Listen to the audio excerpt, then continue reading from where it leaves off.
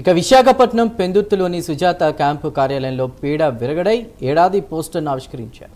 ఈ పోస్టర్ను ఎమ్మెల్యే పంచకెళ్ల రమేష్ బాబు ఆవిష్కరించారు. సుపరిపాలన మొదలై ఏడాది పూర్తవుతున్న సందర్భంగా పోస్టర్ను ఆవిష్కరించామన్నారు. నియోజకవర్గం అంతా కూడా సంక్రాంతి, దీపావళి ఒకే రోజు జరుపుకునే విధంగా ఏర్పాట్లు చేస్తున్నామన్నారు. జూన్ 4న వైసీపీ వెన్నుపోటు దినంగా ప్రకటించడం హాస్యాస్పదంగా ఉందన్నారు. అసలు వెన్నుపోటు అనేటువంటి పదానికే బ్రాండ్ అంబాసిడర్ జగనే అని ఎమ్మెల్యే అన్నారు.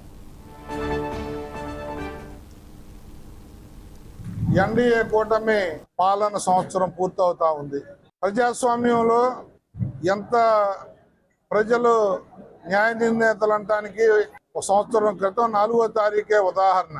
వైనాట్ 175 అన్న జగన్మోహన్ రెడ్డిని ఒళ్ళు దగ్గర పెట్టుకుని పాలించకపోతే 175కు 175 కొడతానని ప్రగల్భాలు పలికిన ఆ వ్యక్తిని 151 సీట్ల నుంచి 11 సీట్లకే పరిమితం చేసిన రోజు.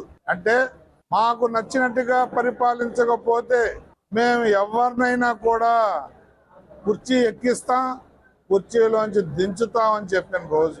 జగన్మోహన్ రెడ్డి కుప్పంతో సహా 175 గెలుస్తామని ప్రగల్భాలు పలికిన ప్రజలు ఇచ్చిన న్యాయమైన తీర్పు జూన్ 4వ తారీఖున ఇచ్చిన తీర్పు. వంచకుడు, నయవంచకుడు, ఏదన్నా ప్రజలు రక్తమాంసాలతో ఆడుకున్న వ్యక్తి ఎవరన్నా ఉన్నారు అంటే జగన్మోహన్ రెడ్డి. ఆయన మాటలు ప్రజలు నమ్మే పరిస్థితిలో లేరు.